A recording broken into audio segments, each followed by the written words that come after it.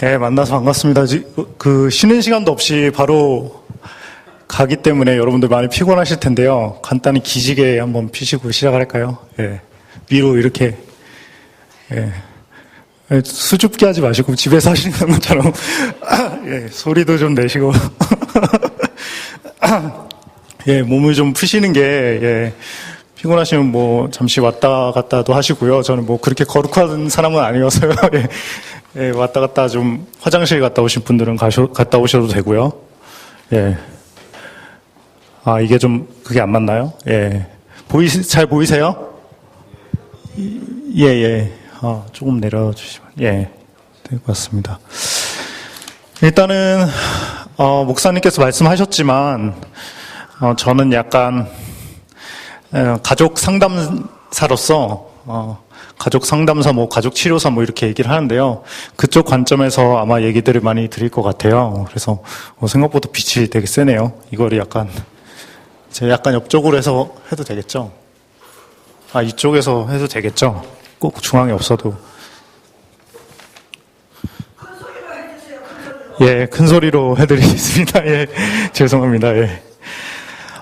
처음에 제가 시작하고 싶은 얘기는, 일단 가족이 뭘까라는 얘기부터 시작하고 싶어요. 사실 근데 목사님께서 아까 중요한 얘기들을 다 말씀하셨어요. 가족이 왜 있는지 뭐 이런 거 말씀하셨는데, 제가 던지고 싶은 질문은 어떻게 보면 반복되는 걸 수도 있는데, 생명이 왜 이 세상에 나타날 때, 왜 꼭 누군가의 어른의 몸에서 나와야 되는 건가라는 질문을 던져보신 적 있으세요? 예를 들면 옛날에 아담을 만드셨잖아요. 아담을 만드신 다음에 그 다음에 왜 여자를 만드셨을까요? 예를 들어서 아담을 만드신 다음에 아담 2호를 만드실 수도 있었잖아요. 그 다음에 아담 3호, 아담 4호 계속 진흙 빚어서 막 계속 만드실 수도 있는데, 갑자기 뜬금없이 다른 사람을, 되게 다른 존재인 여자를 갑자기 만드시고요. 거기까지는 좋았어요. 그 다음에 또 비슷한 크기의 또 아담, 하와 또 다 만들 수 있는데, 신기하게 아담, 하와의 뱃속에서 굉장히 조그만 굉장히 연약한 아이가 나타나게 하신 거죠. 굉장히 이게 창조의 섭리거든요.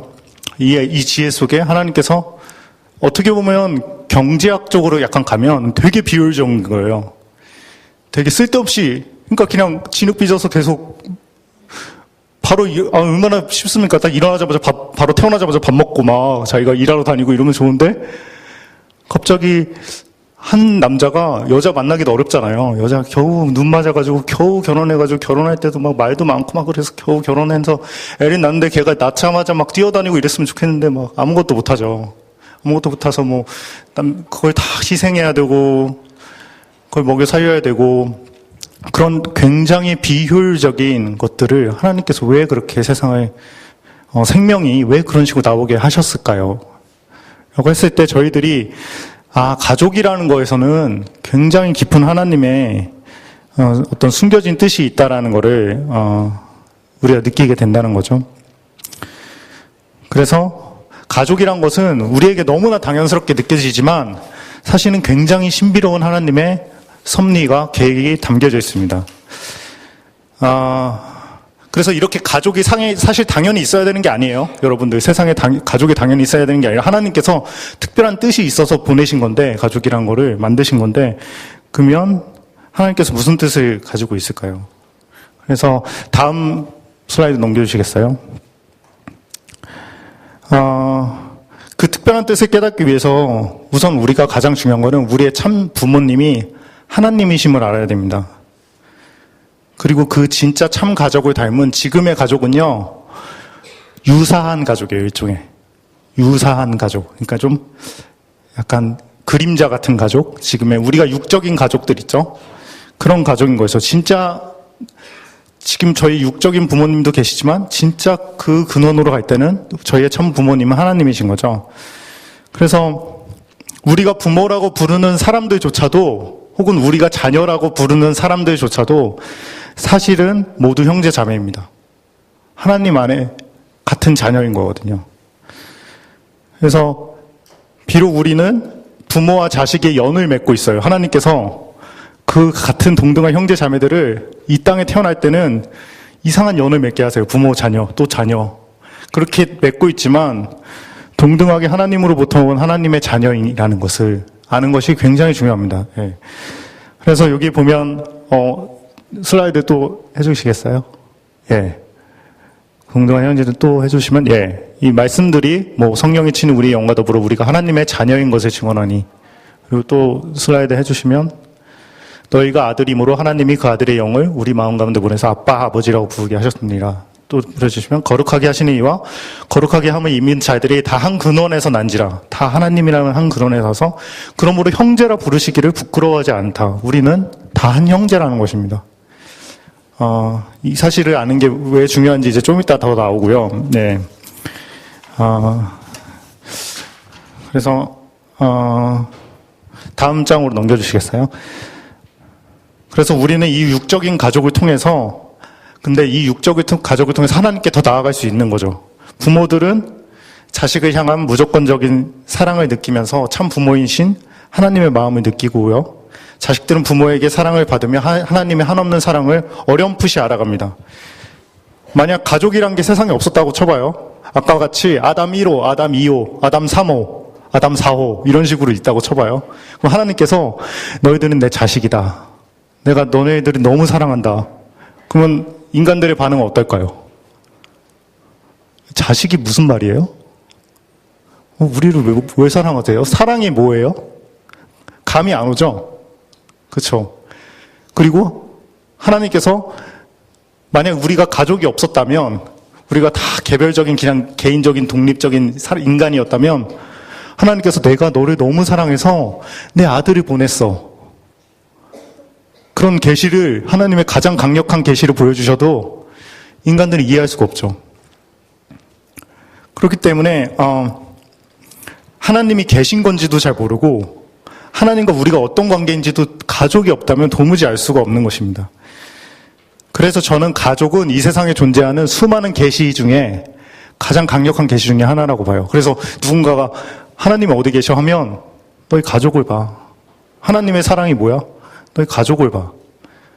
가족이라는 것이 하나님께서 보여주신 강력한 계시라는 것을 저희가 알기를 원합니다. 그리고 또 그 가족을 통해서 하나님은 가족이라는 걸 만드셔서 우리가 하나님의 사랑을 알게도 하시고 또 사랑하는 법을 배우고 사랑을 완성시키려고 노력하는 것을 배우시기 원하십니다. 그래서 우리는 가족을 통해서 참으로 사랑하는 법을 배우러 가는 거죠.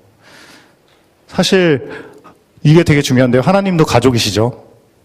하나님도 가족이시죠. 저희가 뭐 인터레스팅한 게 무슬림에서는 하나님 한 분밖에 안 계시고, 근데 기독교에서는 하나님이 삼위일체라고 고백을 하잖아요. 하나님 공동체이십니다. 하나님이 가족이시죠. 성부와 성자를 이루어지신. 그래서 우리가 하나님을 닮아가는 것은 어쩌면 우리가 함께 사는 가족이 하나님과 예수님의 참 가족의 모습을 닮아가는 것이죠. 그래서 우리는 가족을 통해 하나님의 사랑을 더욱 알고, 그게 사랑과 은총이죠. 하나님의 조건 없이 흘려주시는 저희 사랑. 근데 거기서 멈추는 것이 아니라, 저희가 은혜만 받고 멈추는 것이 아니라 예수님을 닮아가지 않습니까? 그걸 성화라고 그러죠. 그래서 저희가 더욱 하나님의 가족의 모습을 닮아가는 것입니다. 그래서 성화의 길을 걷는 거죠. 그래서 그것들이 중요하고요. 다음 슬라이드 넘겨주시면, 근데 재밌는 거는 이 사랑의 길이, 이 성화의 길이 한 번에 이루어지지가 않아요. 되게 다세대를 거쳐서, 몇 세대를 거쳐서 차근차근 이루어집니다. 멀티 제너레이션하게 사랑이 완성이 되고요. 성화가 완성이 돼요. 그래서 뭐 예를 들면 모세가 애굽을 나왔죠? 모세의 세대가 가나안에 들어갔나요? 못 들어갔죠. 누가 들어갔죠? 예, 여호수아의 세대들이 들어갔죠. 그리고 성전 건축을 소망했던 사람은 누구죠? 다윗. 근데 누가 성전 건축을 솔로몬이 하게 되죠.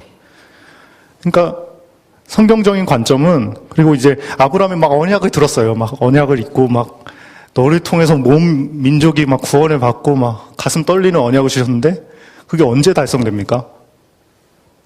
언제 되게 오랜 시간을 흘러서 누구에서야 하나님의 완전하신 언약이 달성이 되죠? 예, 예수 그리스도를 통해서 달성이 되는 거죠. 그러니까 여러분들, 이 사랑의 성화의 과정이, 하나님께서 이루어진 과정이 단시간에 이루어지는 것이 아닙니다. 하나님이 그렇게 조급하시지도 않고요. 저희 같은 되게 짧은 시간에 저희는 막 하루도 길게 느껴지는데 하나님께는 천년도 하루 같고 그러시기 때문에 차근차근 이루어가신 하나님의 계획이 있습니다. 근데 그렇다고 해서 어차피 장시간에 이루어질 거니까 난 안 할 거야. 내가 안 해도 뭐 언젠가 되겠지. 이런 방식이 아니라요. 방향은 같이 하나님과 맞춰가야 돼요. 하나님의 방향으로, 하나님이 이끄신 방향을 맞춰가야 되는 거죠. 그래서 실제로 구약에는 지금의 핵가족이라는 개념 있죠. 우리가 쓰는 뭐 그런 개념이 없어요. 구약에는. 민족이라는 개념이 있고요. 최소한 양보해도 확대가족, 그러니까 대가족이라는 개념. 몇 세대에 걸친 가족이라는 개념이 있지, 지금 저희들이 이해하는 그런 핵가족이라는 개념이 존재하지도 않습니다, 사실. 그리고 그만큼 가족은 대를 거쳐서 내려오는 유장한 역사라는 거죠. 거기서 어떤 역사들을 만들어 갈 것인가. 단지 교회를 다니는, 단지, 집사님들을 계속 배출하는 가족? 아니면 정말 그 가족을 통해서 성령의 역사가 일어나고, 이웃들이 변하고, 정말 그래서 믿음의 고백들이 끊이지 않는 그 가족들에서 그런 진정 어린 하나님을 닮은 가족들이 되어갈 것인가. 그런 선택, 그 기로에 우리가 서 있는 거죠. 그래서 가족은 거룩한 사역지고요. 하나님 나라가 가족 안에서 나라가 임하옵시다 할 때 우리 가족에게도 하나님 나라의 원리들이 우리 가족에 이루어지기 원합니다. 저희가 비록 교회는 출석했지만 우리 가족의 원리들이 하나님 나라의 원리에 정말 충실히 세웠었는지는 솔직히 자신 없습니다. 이렇게 생각되시는 분도 있으실 거예요. 저도 그렇고요. 그렇기 때문에 하나님 나라가 저희 가정에 임하옵시오 달라고 기도하는 것이 중요합니다. 그 다음 슬라이드 주시겠어요? 원래 가계도를 그려볼까 했었는데 시간도 많이 가고 해서 나중에 이거를 이제 제가 막 이메일 주소를 나중에 다 받아서 이제 보내드리고 할 텐데요. 이걸 보고 그려보시면 좋을 것 같은데요. 가계도를 그려보시면 되게 좋아요. 그래서 그 가족이 어떻게 흘러갔는지 보기 좋고요. 그래서 뭐 몇 가지만 설명해드리면 가계도 그리실 때 여기 짝대기 3개 있는 거 보이시죠? 이거는 엄마랑 내가 되게 밀착돼 있다는 거예요. 엄청 가깝다는 거죠. 그리고 여기 이렇게 흔들리는 거 보시죠? 파도처럼. 그거는 갈등을 표현하는 거예요. 그래서 오빠랑 아버지가 굉장히 맨날 싸우고 서로 못 잡아먹어서 안달이고 딱 그런 사이인 거죠. 근데 이 관계가 재밌죠. 이제 오빠랑 나랑 무슨 사이인 것 같아요? 예? 일단 줄 3개니까 가까울까요? 멀까요? 가까워요. 근데 이게 있으니까 뭐예요? 갈등 있죠. 맨날 붙어 다니는데 허구한 날 싸우는 사람도 있죠. 딱 그거를 표현한 겁니다. 그래서 저희 특히 한국 가족에서 이 관계 되게 많이 보여요. 저희가 미국 와서도 이렇게 보고 한국 가족이랑 비교를 해보면 한국 가족에서 되게 가까워요. 근데 가까워서 미쳐요. 맨날 싸우거든요. 막 상처 주고 내가 네 때문에 못 산다 그런데 계속 붙어 있고.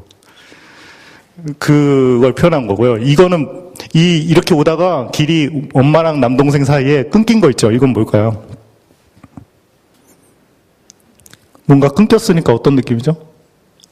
단절되는 느낌이죠. 그래서 정서적으로 이제 연락이 이제 단절된 경우, 여러분들 중에 좀 있으실지 모르겠어요. 저는 이민 가정들에서 좀 많이 보는데 한국이랑 이제 그냥 남남이다 이렇게 사시는 분들 있으실 텐데 그런 거를 표현한 거고요. 그 다음에 저기 화살표가 외조모에서 올라간 게 있고 외조부건 내려갔죠.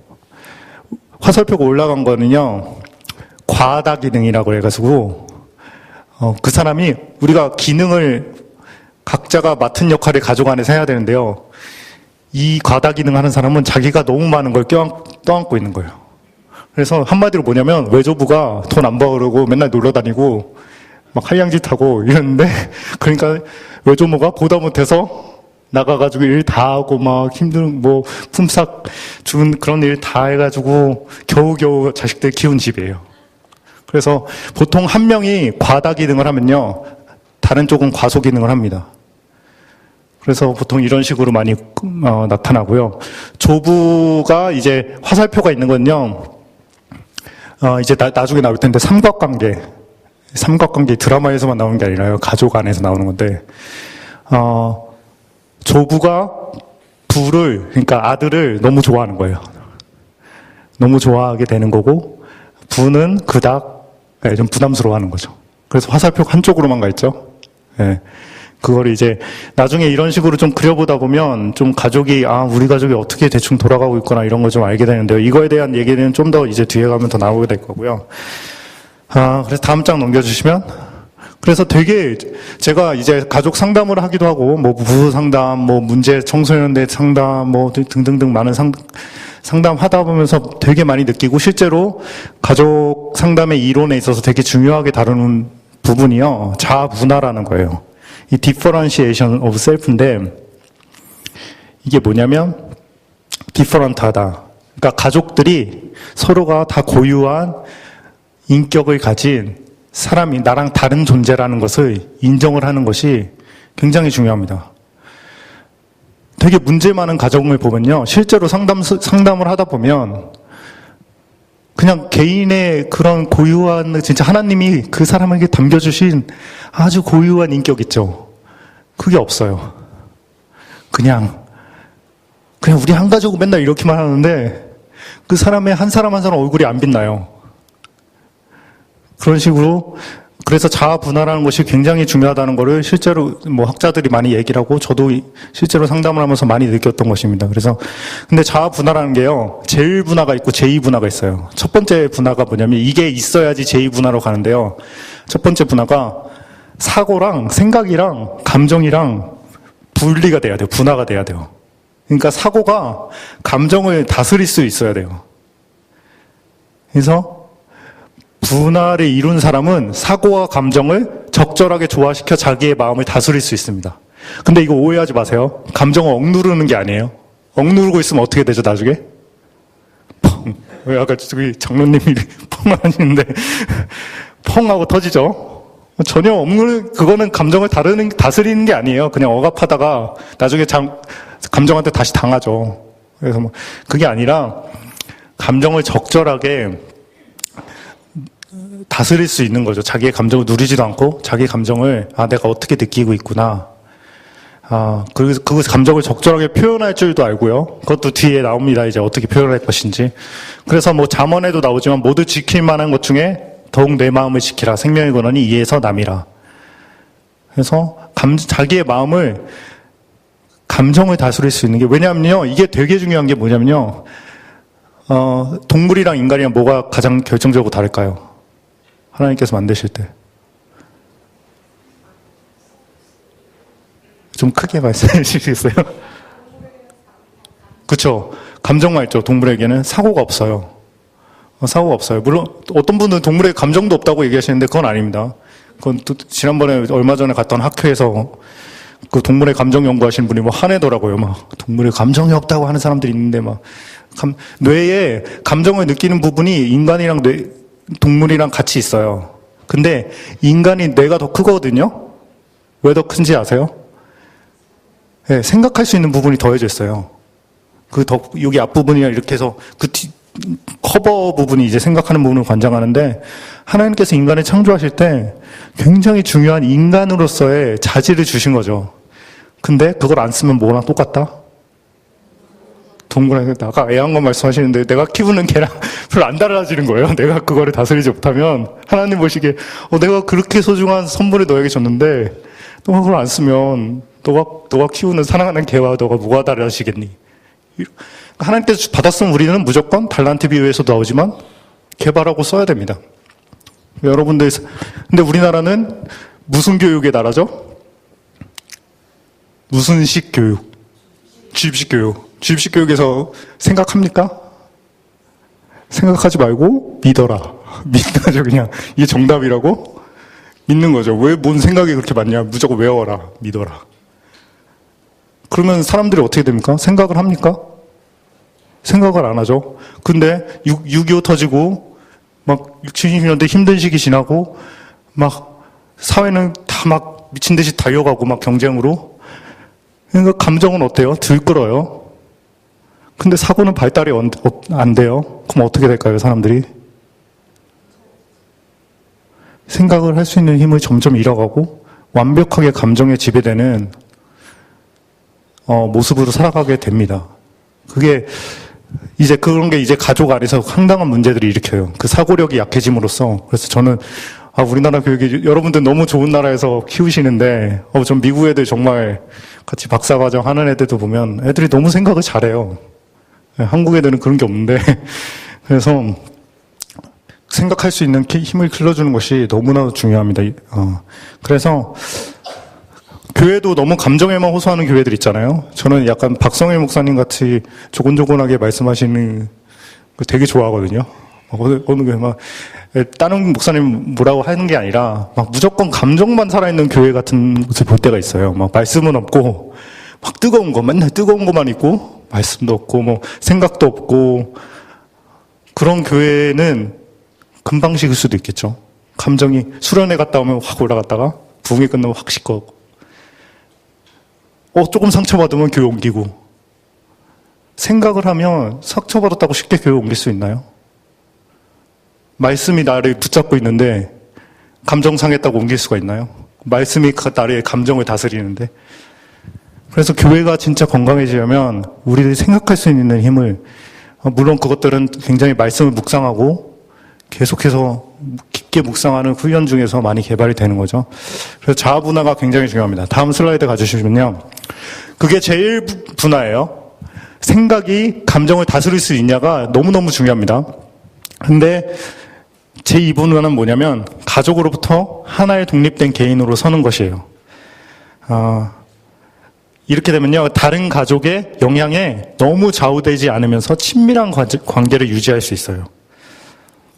그래서 아버지, 아들 등의 가족에서의 역할을 넘어 하나의 고유한 인격으로서 서로를 바라보기 시작합니다. 그러니까 아버지, 아들 맞아요. 그 역할을 무시하자는 게 아니에요. 아버지는 아버지죠.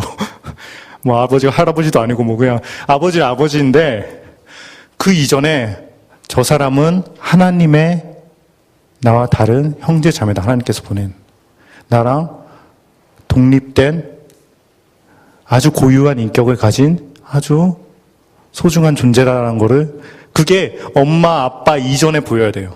자식도 아들 자식 이전에 하나님으로부터 온 거룩한 사람으로 보여야 돼요. 독립된 사람. 그래서 그 역할에 빠져들기 시작하면 문제들이 시작됩니다. 제가 왜 이렇게 우리나라 사람들은 뭐 가족 상담하고 막 맨날 하다 보면 왜 우리나라 사람들은 부모님한테 이렇게 불만이 많어? 쌓인 게 많어? 다들 막 장난 아니에요. 여기 미국 와서도 정말 제가 이제 캠퍼스에서 이제 많이 청년들이랑 성경 공부를 막 이끌고 많이 하는데 이민 사회 내에서도 부모님들한테는 불만이 장난이 아닙니다. 근데 그 얘기를 잘 듣다 보면 분화가 잘 안 돼 있어요. 많이 하는 논리가 부모님인데 왜 저래? 왜 그러실 수 있어? 부모님. 그러니까 그 말에는 뭐가 깔려 있는 거냐면요. 부모님이니까 나를 무조건 사랑해야 돼. 부모님이니까 당연히 나한테 다 바쳐줘야 돼. 부모님이니까. 그러니까 근데 그 부모님이 이전에 그냥 사람이거든요. 한 분의 사람이라서 다 주고 싶어요. 근데 능력이 안 될 수도 있고 서툴 수도 있어요. 사랑을 표현하는데도. 근데 부모님이 왜 사랑을 표현을 못해 잘? 그러니까 사람들이 그걸 부모님이니까 그 역할로만 바라보기 때문에 아버지니까 그 인간으로 안 보이는 거예요. 한 사람의 연약한 인간으로 안 보이고 사람으로 안 보이고. 그리고 또 부모님들 중에 또 자식들에게 되게 불만 많으신 분 보면 또 비슷한 얘기를 해요. 자식인데 왜 내 말을 안 들어? 자식이니까 당연히란 말이 항상 끊이지 않죠. 당연히 해야 되는데 안 들었으니까 나 네 얼굴 안 봐. 네가 내 자식이야? 이렇게 얘기를 하는데 당연한 거 없습니다. 자식이 말 들어주면 고마운 거죠. 부모님이 나 사랑해주면 정말 감사한 겁니다. 그래서 그 부모님이니까, 자식이니까 그 역할로만 바라보기 시작하면 그 인격이 안 보입니다. 그래서 그 인격을 있는 그대로 바라보고, 아, 저 인격이 힘든 가운데 나를 사랑해줬구나. 아, 저 인격이 힘든 가운데 나를 아빠라고 엄마라고 따라주는구나. 고맙다. 하늘나라에 가면 나와 동등한 형제자매인데.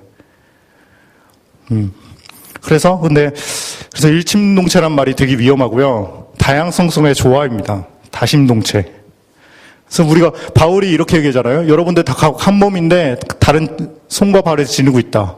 바울이 여러분들은 손 12개입니다. 이렇게 말씀하지 않으시죠? 그럼 괴물이잖아요. 손 12개. 그게 아니라 다 다른 거예요. 가족들도. 다 같은 거고. 그래서 다른 것을 인정을 하고 다른 사람이고 그것들을 인정하는 것이 굉장히 중요하고요. 근데 제일 중요한 거는 제1분화가 되어야 제2분화가 됩니다. 생각의 감정을 다스리는 것이 전제가 안 되면 가족 안에서 독립된 개인으로서 서로를 바라보는 것이 되게 힘들어요. 그냥 그 인간의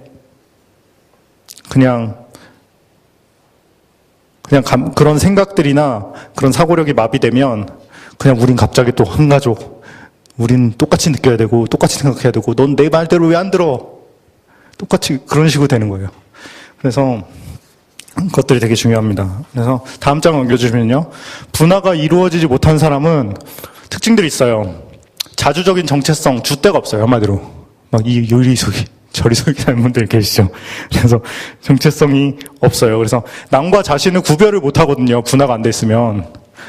남 얘기가 내 얘기고 내 얘기가 남 얘기예요.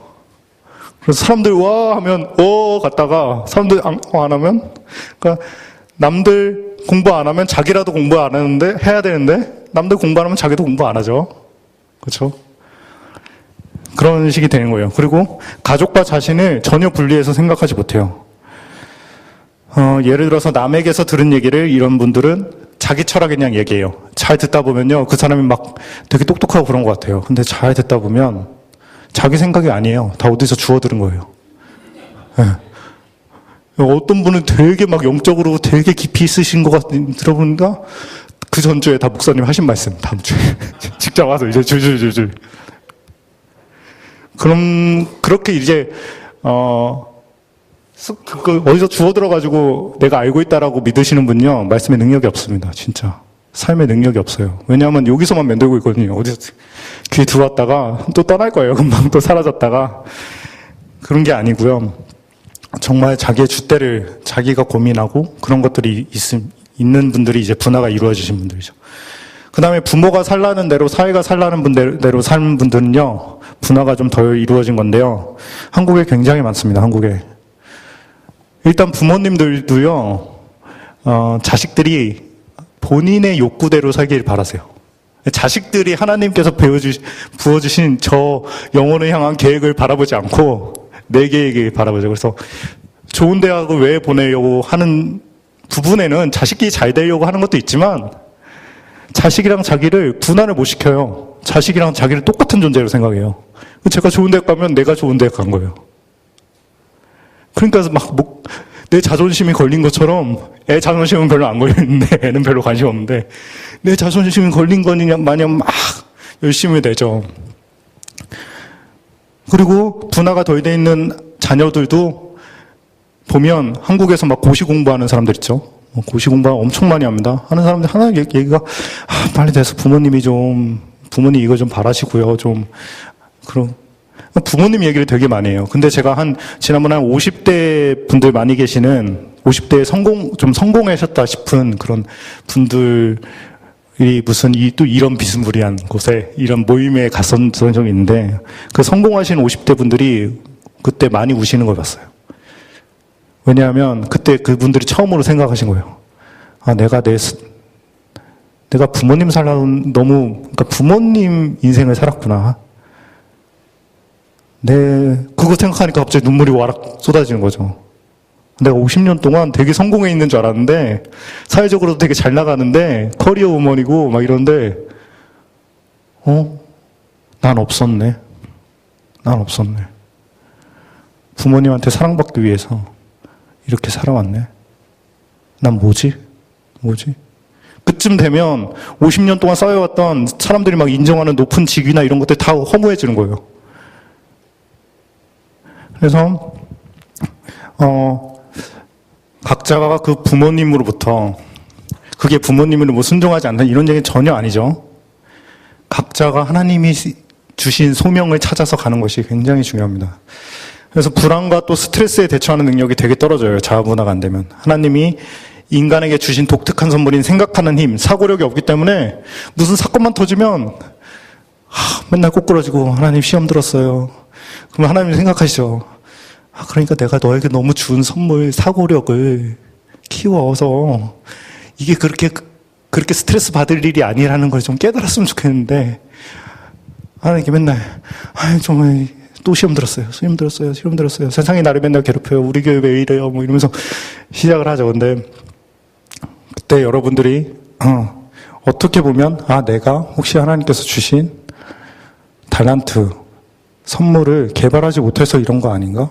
내가 달란트를 한 달란트 받았는데 땅에 묻어가지고 게으른 종이라고 꾸지람을 받았던 그 종과 하나 다를 바 없는 사람은 아닌가라는, 우리 그렇게 물어볼 수 있겠죠. 그래서 다음 장으로 가주시면, 그래서 미분화된 가족은 이런 사람들이 모여있으면 온 가족이 감정적으로 한 덩어리가 돼서 정서적으로 감정적으로 지나치게 얽혀있고 지나치게 가깝습니다. 너무 얽혀있어요. 감정적으로 너무 가깝고요. 그래서 이 집안들의 특성은 뭐냐면요, 만성불안이 있어요. 여러분들 중에 좀 불안 많이 느끼시는 분 계신가요? 저 많이 느끼거든요. 네, 저 미문화된 집에서 자라봤기 때문에 잘 아는데요. 감정적으로 이렇게 막 도는데요. 서로 막 되게 친밀한 것 같기도 하고 막 끈적끈적한 것 같기도 한데 갈등을 해결을 잘 못해요. 서로 쌓인 건 되게 많고 막 이러면서 서로 막 갈등을 해결을 못하니까 뭔가 불안해요. 뭐 편하지 않아. 근데 이런 사람이 그 불안한 가족에서 자라서 새로 가족을 꾸린다고 해서 그 사람이 갑자기 평안해질까요? 아니에요. 전혀. 만약 자기가 평균 불안 수준이 60인 집에서 자랐으면요, 결혼해도 자기 60으로 살아요, 거의. 그래서 만성불안이 발생을 하고요. 그 다음에 자신이 성장한 가족 안에서 자아분화가 되지 않은 사람은 결혼 후에 부부간의 분화도 힘들어지죠. 배우자는 서로에게 감정적으로 의존도가 되게 높아요. 그리고 미분화된 가족에서 자란 사람들은요, 상처가 많죠. 아까 말했지만 부모인데 왜 나한테 저래. 그리고 갈등 해결 안 된 거 많죠. 그러니까 막 상처가 많아요. 스트레스도 많고. 그래서 이 집이 너무 싫어. 결혼하면 뭔가 달라질 것 같아. 근데 저 사람이 막 백마 타고 왔어. 막 너무 잘생기고 막 하나님이 보내지. 저 사람을 보니까 저 사람이랑 결혼하면 다 해결될 것 같은. 그렇죠. 콩깍지가 씌었다고 말을 하는 그건데. 근데 막상 결혼하고 그러면 상대에게서 뭘 찾는지 아세요? 사람을 찾는 게 아니에요. 하나님을 찾아요. 우상숭배가 시작이 됩니다. 배우자에게서, 인간에게서 하나님의 사랑을 찾아요. 무조건적이고 엄청난 영향에. 근데 그 배우자가 그거 줄 수 있을까요? 자기를 항상 케어해주고, 항상 따뜻하게 해주고, 무슨 일이 있어도 나를 격려해주고, 이런 거 해줄 수 있는 인간이 있을까요? 여러분들, 그렇죠. 현실적으로 사실, 인간인 이상 그 기대를 만족시켜주지 못해요. 그러면 어떻게 되죠? 불만과 좀 불안과 두려움이 더 고조되고, 이제 그 불안은, 여러분들 불안은 해소되지 않으면 어디론가 날아갑니다. 무조건 날아갑니다. 불안은 해소되지 않으면 어디론가 날아가는데, 이게 이제 막 가족들한테 막 날아가요. 이 불안이. 그래서 부부간에 만성적인 갈등이 시작이 되고요. 그 부부간의 만성적인 갈등이 길어지면 정서적으로 거리감이 생겨요. 그러니까 그다음부터 안 보기 시작해요. 그러니까 안 본다기보다 한국 가족은 이혼은 잘 안 하니까 각방 쓰죠. 친구인 거예요, 친구. 물론 나이가 들어가면서 친구가 어느 정도 되는 거는 자연스러운 과정이지만요. 아예 그냥 그러니까 친구도 아니고 룸메이트도 아니고 이웃 남자? 뭐, 그냥 밥 먹을 때 만나는, 뭐라 그랬잖아요? 미음 메이트? 뭐, 식사 메이트? 뭔지도 모르겠어요. 근데 어쨌든 그런 식으로, 혹은 뭐, 자녀 결혼시킬 때까지 어떻게든 같이 끼고 있어야 될 원수? 뭐 그런 되게 묘한 관계들이 돼가고요. 물론 한국에 엄청나게 많습니다. 지금. 그래서 지금 한국 이혼율이 지금 OECD 다시 거의 1위로 지금 막 급등하고 있는데 많이 참았는데도 그 정도인 거예요. 제가 보기에는 참고 계신 분들 되게 많거든요. 그러니까 지금 이런 것들이 지금 많이 일어나고 있는 거죠. 그리고 부부 중 약자에게 신체적 정신적인 문제가 발생하기도 합니다. 아까 말했던 과소기능. 그래서 막 병자가 돼요. 막 아파요. 그러면 아픈 게 파워예요, 여러분들 가족 안에서는. 아프면 뭐예요? 자기가 일 안 하죠. 그럼 누가 일해요? 그쵸? 상대가 시종이 돼요, 시종이. 아픈 게 권력이에요. 상대를 왔다 갔다 하니까, 나 아프니까, 뭐 이런. 네. 그런 일들이 발생을 하고요. 또 가장 많이 발생하는 거는 자녀에게 이 불안이 막 계속 갑니다. 그러면 이제 부양 청소년이 돼요. 그러면 나중에 제가 부양 청소년 상담을 되게 많이 했었는데, 부양 청소년들 오면 거의 100에 100 부모님의 문제가 되게 많습니다. 근데 부모님들이 얘가 문제 있다고 데려와요. 얘 문제 있어요. 데려왔는데, 보면 부모님이 문제인 경우가 허다하거든요. 거의. 그런 식으로. 근데 이거는 사춘기 돼서야 터지거든요. 초등학교 때까지 착해요. 그래서 한국에선 중2병이라 그러는데, 중2 때쯤 되면 애가 갑자기 돌변합니다. 그제서야 부모님은 이게 웬일이랑, 내가 뭘 잘못했던 거지? 그때서야 이제, 근데 그 전까지 이제 10몇 년 동안 계속해서 불안이 자녀한테 계속 날아갔던 거죠. 그래서 그 다음 장 넘겨주시면요. 그래서 분화의 모범, 우리 주 그리스도, 예수님이 분화의 모범이십니다. 그래서 포도주가 떨어진지라, 예수님이, 저는 정말 놀란 게, 옛날에 정말 이해 안 됐던 게, 예수님이 마리아 보러요, 어머니한테 여자예요 이러잖아요. 포도주 떨어졌다고 하니까 여자예요, 나와 무슨 상관이. 저는 솔직히 어린 마음에 충격을 먹었어요. 부모님은 공경하라고 그러는데 예수님이 엄마한테 막 여자라고 그러고, 그리고 나중에 이제 여자여 보소서 아들이니라 자기 어머니께 말씀하시다 하는데, 근데 보시면 알겠지만 그 제자에게 이르되 보라 내 어머니라 하신대. 요한에게 이러죠. 근데 예수님 안엔 두 가지가 같이 있었던 거예요. 예수님이 여자라고 말했다고 해서 우리 엄마 아니야 이렇게 말씀하시는 게 아니거든요. 당연히 어머니시죠. 얼마나 걱정이 되셨으면 그 죽어가는 와중에 요한 불러서 네 어머니 그렇게 맺어주시겠어요. 그 엄청난 사랑이신데, 그렇다고 그 역할로만 바라보지 않으세요. 독립된 인격으로 여자를 바라보십니다. 마리아를. 저는 되게 그 예수님의 그 성숙하심에 되게 놀라고요.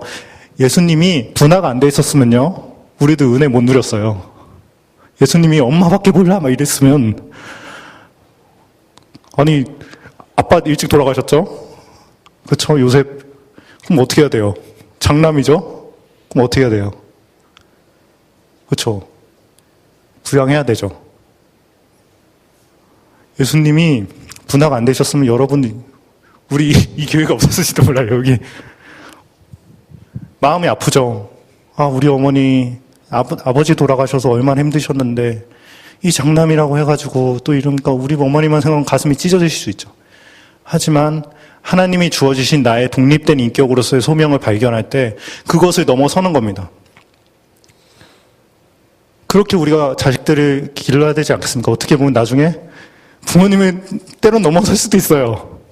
하지만 부모님이 가기 싫은 길을 갈 수도 있어요. 하나님의 소명 붙잡고. 그때 마음이 찢어지지만 하나님의 사명을 갖고 가는 그 자녀를 격려해 주는 겁니다. 또 그런 거 가서 뭐 할래? 그래서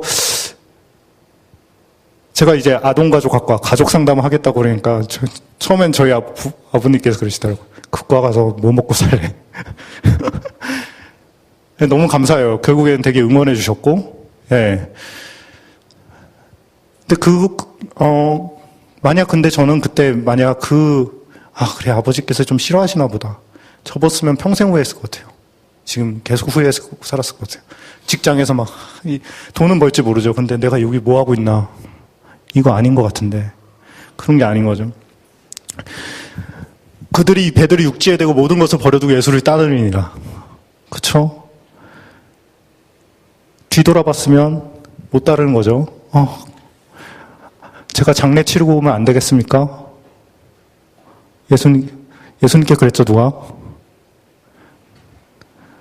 그리고 그 사람은 예수님 따라가지 못했죠. 분화가 돼 있으면 하나님의 뜻이 더 우선이 됩니다. 장례 너무 소중하죠. 장례, 그렇죠. 그렇게 소중한 일이 어디 있겠어요. 근데 하나님이 부르시는데, 예, 자기의 소명을 쫓아가는 거죠. 그래서 가족은 무조건 최대한 가까우면 좋은 거 아닌가요? 어떤 식으로 가깝냐가 중요한 거겠죠. 성숙하게 가깝기. 서로가 서로의 다름을 인정하고, 하는 것들. 그 다음에 이제 되게 중요한 주제가 나오는데요. 삼각관계입니다. 두 사람이 이게 가족 안에서 되게 미분화된 가족에서 되게 많이 보는 건데요. 이게 드라마 아닙니다. 가족 안에서 엄청 많이 나와요. 두 사람이 서로의 갈등을 해결하지 못했을 때 주로 3자를 개입시켜서 불안을 완화하려고 합니다. 그러니까 이거 너무 지극히 당연한 거예요. 친구랑 싸웠어요. 그럼 다른 친구한테 가서 위로받고 싶죠. 야, 너 뭐해? 오늘 전에 만나자. 말이면 막 하고 싶으면 쏟아내잖아요. 그러니까 누군가랑 갈등이 해결을 못하면요, 불안이 쌓이고요. 그 불안을 해소하기 위해서 모든 찾게 돼 있는 게 인간입니다. 근데 성숙하신 목사님들은 하나님께로 가겠지만 성숙하지 못한 우리 많은 사람들은 사실 그냥 눈에 뵈는 아무나 붙잡고 하소연하고 싶은 것이 인간의 마음이죠. 근데 집에 있으니까 딱 눈에 뵈는 사람이 있어. 누굴까요? 자녀, 자식. 그쵸. 개 붙잡고 하소연할 수 없잖아요. 그러니까 자녀가 삼각관계에 가장 많이 얽히는 존재가 됩니다. 그래서 예를 들면 남편과의 관계에서 갈등 및 관계 불안을 경험하는 아내가 자기 편을 얻기 위해서 그러니까 막 불안도 해소해야 돼. 하소연할 때도 필요하고 남편이 미우니까 얘 서포트를 받으면 내가 왠지 좀 내가 이기는 것 같고 하니까 자식을 은연중에 끌어들입니다. 막. 그래서 너희 아빠 때문에 너무 힘들다. 난 진짜 피해자야. 근데 이렇게 대놓고 얘기하시는 분들도 계세요. 근데 대부분은 그냥 이렇게 부드럽게 이렇게 남편 욕을 하시죠. 부드럽게 아빠 욕을 하시면서 그렇죠. 그리고 아내와의 갈등을 해결하지 못한 분도 불안이 해소되지 못하는데 이제 아들이 근데 공부를 안 해. 그럼 그 불안이 사실 내가 불안이 없었으면 이만큼 화날 일인데 이미 이만큼까지 머리가 불안하고 막 이러고 있는데 걔가 그거 보니까 뚜껑이 열리는 거죠. 확 소리를 지르는 거죠. 그럼 아들 입장에서는 뭐지? 황당한 거죠. 나는 내가 저 정도까지 욕먹을 건 아닌데 왜 저렇게 화를 내시나. 목사님 웃으시는 거 보니까 공감하시는 거 같은데. 근데 되게 많이 일어나고요. 가족 안에 저도 결혼하면서 맨날 이런 것들을 경험을 하고요. 삼각관계가 그래서 인간 사회에서 되게 많이 관찰이 되는 것들이에요. 그래서 다음 장을 가주시면요. 근데 중요한 거는 제3자가 죽어나는 거죠. 제3자의 고통. 삼각관계에 연루된 제3자는 정서적 부담을 느끼게 돼요. 여러분들 그런 거 느끼실 거예요. 친구들 중에 가끔 찾아와서 힘들다 하는 친구들은 좋아요. 근데 허구한 날 찾아와가지고 자기 힘들게 얘기하는 친구는 어때요? 싫죠. 피곤하죠. 제 전화 오면 막 받기 싫어지고. 자식은 안 그럴 것 같으세요? 자기한테 찾아와서 힘들다 그러고 뭐 직접적으로 힘들다고 안 해도 은연중에 힘들다 그러고 어쨌든 뭔가 자꾸 위쪽에서 부모 사이에 갈등해서 막 있는 부정적인 것들이 뭔가 자기한테 막 자기도 모르게 막 계속 쏟아지고 있는 것을 느낄 때 아이는 처참하게 쓰러져 가고 있다는 거죠. 그래서 만약 부모의 불안이 특히 한 자녀에게 집중되면 예를 들어서 뭐 세 형제가 있는데 그중에 뭐 둘째가 제일 착하고 말 잘 들어줘. 그래서 엄마가 맨날 걔한테 갑니다. 근데 그렇게 되면 그 불안을 던져주는 것밖에, 그냥 던져주는 거예요. 내가 스트레스 받는 거를 그냥 던져주는 거예요. 더 불안하고 취약한 사람으로 자라죠. 그러면 취약하면 어떻게 돼요? 애가 문제 많아지죠? 그러면 엄마는 어떻게 돼요? 더 찾아가죠. 걔 도와준답시고. 그런데 사실 도와주는 게 아니라 삼각관계를 강화하고 있는 겁니다. 그래서 고부 갈등 및 장모 사이 갈등. 고부 갈등이 정말 문제 많죠. 그래서 저도 여기 좀 젊은 시집 이제 막 간 그 동생들이나 이 친구들이랑 얘기하다 보면 미국에 남고 싶어 하는 이유 중에 하나가 시댁 때문인 경우가 되게 많더라고요. 나 미국에 남고 싶은 이유 중 하나가, 한국 가서 시부모님들 볼수, 그리고 제가 대학원 다닐 때는 거의 다 여자가 많은 과였는데요. 아니, 결혼도 안 간 애들이 막 시월드 이래요. 막 시월드 막 이러면서, 쟤는 결혼도 안 가면서, 안 했으면서. 그러니까, 그 몸소리 치는 게 아마 엄마한테 배운 것 같아요. 엄마가 막 몸소리 치는 거를 딸이 보고 결혼도 안 했는데, 시월드 막 이러고. 시월드는 시집을 이제 시월드라고 합니다. 예. 시월드. 그래서 그런 것들이 왜 그렇게 되냐면요. 부부 간의 관계가 되게 안 좋아요. 그럴 때 예를 들어서 보통은 엄마들이 아들한테 밀착되기 시작합니다. 그럼 뭐예요? 위쪽에 있는 부부들이 헤어진 거고요. 사실상 정서적으로 엄마랑 아들이랑 결혼한 거예요. 정서적으로. 너무 사랑해요. 아들 죽어요. 근데 너무 좋아서. 근데 갑자기 아들이 이상한 여자 데려왔어요. 딴 여자가 생겼대요. 어떨 것 같아요? 막 너무 화가 나는 거죠. 저 여자가 너무 믿고. 그래서 그 여자가 그냥 하나님의 거룩한 사람? 하나님 보내시? 그렇게 안 보여요. 그냥 내 남자를 뺏어간 사람으로밖에 안 보여요. 그거를 빼앗은 여자는 느낄까요? 못 느낄까요? 그 분노를. 느끼죠. 그냥 시어머니가 아무 말 안 해도 느껴져. 눈빛에서. 그쵸? 뭔가 불편하고 저 사람이 나만 쳐다보면 뭔가 뭐죠? 땀이 나고 막 등에서. 그런 것들이 삼각관계 문제인 거죠. 삼각관계를 푸는 것이 되게 중요하고요. 삼각관계가 꼭 부부 안에서만 읽히는 게 아니고요. 직장에서도 읽힙니다. 상사랑 나랑 이자 관계에서의 갈등 못 풀죠? 그러면 와이프가 예를 들어서 집에 옵니다. 상사 욕을 막 하기 시작해요, 남편한테. 그럼 남편은 어때요? 듣고 싶나요? 그 얘기? 여기 남자분들 어떠세요? 좀 부담스럽지 않으세요? 그런 직장에서 힘들었던 얘기 막 계속 하고 있으면 남자들도 너무 듣기 괴롭거든요, 사실. 그러면 너 적응 좀 잘하지 왜 맨날 이런 식으로 이제 나가죠? 그러면 이제 여자분은 당신 내 얘기 안 들어주고 왜 나를 이해 못 해주고 막 어떻게 그럴 수 있어 이러면서 또 이 부부관계가 꼬이기 시작해요. 그러니까 직장에서의 그런 관계들도 어쨌든 두 명이서 풀어야 될 문제를 못 풀면요, 어디든 흘러갑니다. 둘이 그 해결을 못하는, 그 해결하는 것이 그래서 굉장히 중요해지죠. 그리고 중독 형상들, 술 중독, 알코올 중독 계시고요, 게임 중독, 요즘 애들, 등등 있는 것들은요, 역시 어떤 갈등이 해결하지 못할 때 그 갈등을 사람한테 풀고 싶은데 사람한테 풀 사람도 없어. 애들이 그렇죠, 애들. 부모님은 나한테라도 풀는데 나는 풀 데가 없어. 그럼 딱 보니까 게임이 있는 거죠. 그럼 게임 같은 것들에 빠져드는 거죠. 그래서 삼각화는 트라이앵귤레이션이라고 그러는데 긴장을 일시적으로는 떨어뜨리지만 습관이 된 삼각화는 근본적으로 갈등을 해결하지 못하잖아요. 이자관계. 결국에는 되게 만성적인 불안이랑 긴장을 유발해서 점차 가족관계를 붕괴시킵니다. 예. 그리고 이거는 다세대 전수가 되고요. 가족의 분화 수준, 삼각관계 만성 불안 수준이 대를 이어서 계속 전개가 됩니다. 배우자 선택할 때, 부인 선택이나 뭐 남편 선택할 때도 자신과 분화 수준이 비슷한 사람을 선택하는 경향이 있어요.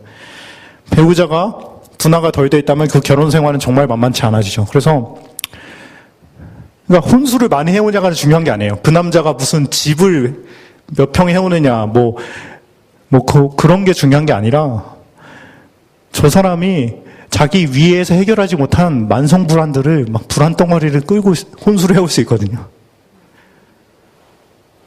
그런 게 훨씬 사실 중요한 문제죠. 그래서 가장 중요한 해결 방안은 그 개인이 원가족과 분화하는 것입니다. 그러니까 본인이 자란 가족이랑 분화하는 것이 되게 중요합니다. 지금 꾸린 가족 혹은 앞으로 꾸밀 새 가족을 행복하게 싶다면 지금 자라난 가족 있죠. 지금 부모님들과 그 자라난 가족과의 상호작용을 변화시켜야 돼요. 하나님과의 삼각관계를 또 형성해야 되죠. 그러니까 지금 뭔가 우리 가족이 왜 이렇게 할 때 여러분들 윗대를 한번 올려다보세요. 우리 가족, 내가 자라난 가족은 어땠지? 나와 부모님의 관계는 어떻지? 부모님과 나와 관계가 굉장히 별로야. 그러면 지금 안에 가족에서도 별로일 가능성이 높아요, 굉장히. 그러니까 윗대를 풀어주는 게 되게 중요하고요. 삼각관계가 둘이 이제 남편이랑 싸우죠. 갈등이 해결이 안 되죠. 혹은 갈등 해결할 시도조차 안 하죠. 어차피 저 사람 말 안 통하니까. 그럴 때 자녀한테 가시면 안 되고요. 하나님께 가세요. 하나님께. 교회 와서 기도하는 게 또 되게 중요하지만요. 골방에서 아무도 안 볼 때 집에서 하나님께 가서 하소연하시고 위안 얻으시고 지혜 얻으시고 갈등 어떻게 해결해야 될지 그런 거 얻으시는 게 중요합니다. 그래서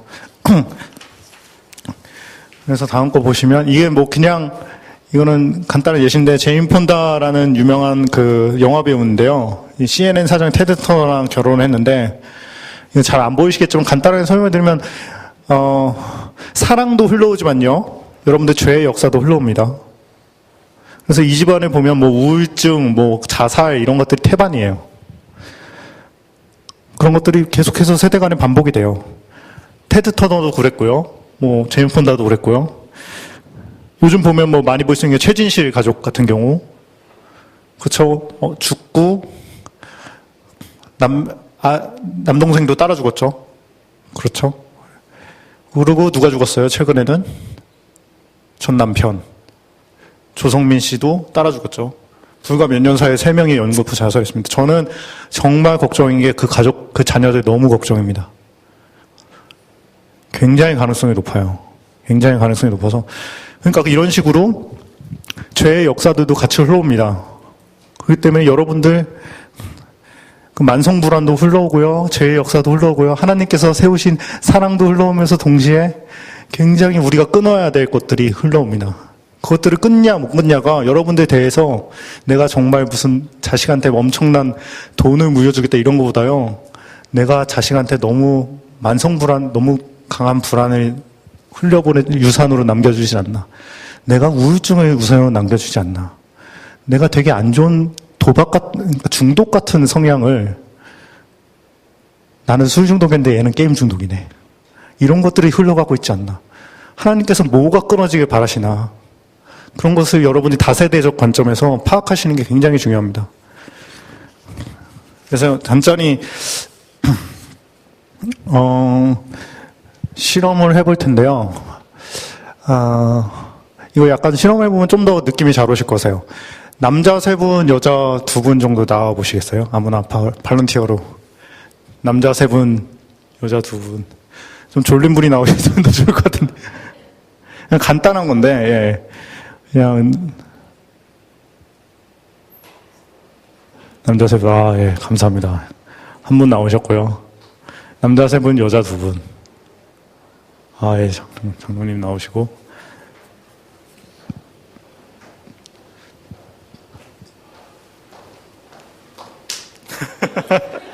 되게 친하신가 봐요. 남자 한 분, 여자 한 분 더 봤습니다. 예. 앞에 있는 대로.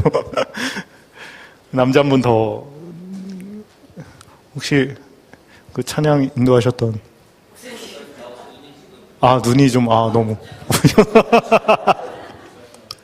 아까 은혜를 너무 많이 받으셔서 눈물이 나시나.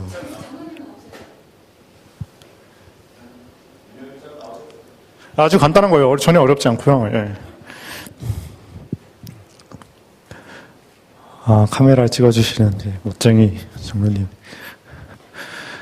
아까 삼각관계를 그냥 역할로 잠깐만 해보면 더 느낌이 더 오실 것 같거든요. 그래서, 일단은 두 분이 예를 들어서 부부라고 해볼게요. 둘이 갈등 상황을 손가락으로 표현해보는 거예요. 그래서 둘이 서로 이렇게 손가락질 해보세요. 정말 기가 나오시는데. 무슨, 서로 바라보시면서, 예, 서로 이렇게. 예. 계속 보세요. 계속 보세요. 어때요? 마음이 편하세요? 불편하죠. 근데 여기서 이러고 있어 보세요. 이러고.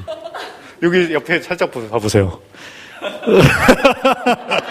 좀 나이 든 자식이지만 아들이 있어요. 여기 이러고 있어요.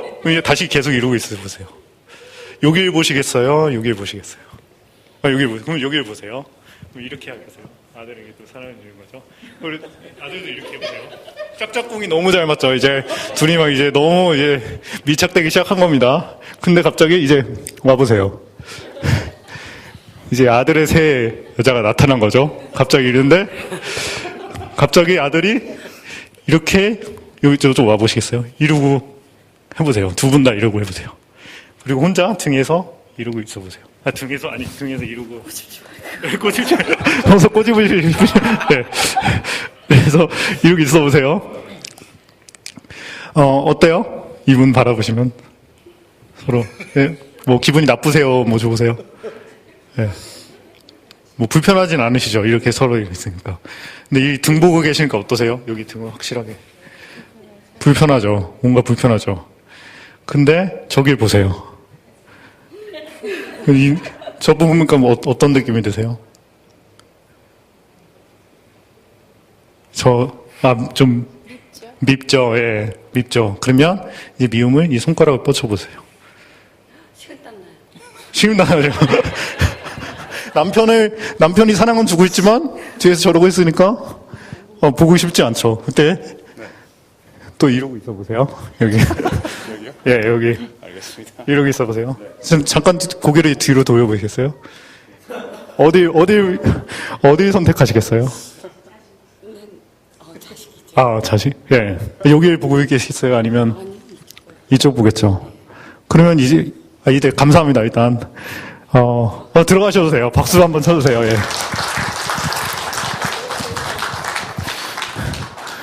간단한, 역할 실험으로 느끼는 건데, 이게 한국 가족에서 되게 많이 보이는 패턴이에요. 왜 그렇게 특히 아까 삼각관계에서 왜 아들이랑 많이 밀착이 되냐면 유교 사상에서 아들이 자신의 어떻게 보면 입지를 보장해줬기 때문에 아들이 그렇게 귀하죠. 그러니까 아들하고 더 밀착이 되고 아들을 뺏겼을 때 그것들이 가고 계속 그런 과정들이 반복되고 있는 것입니다.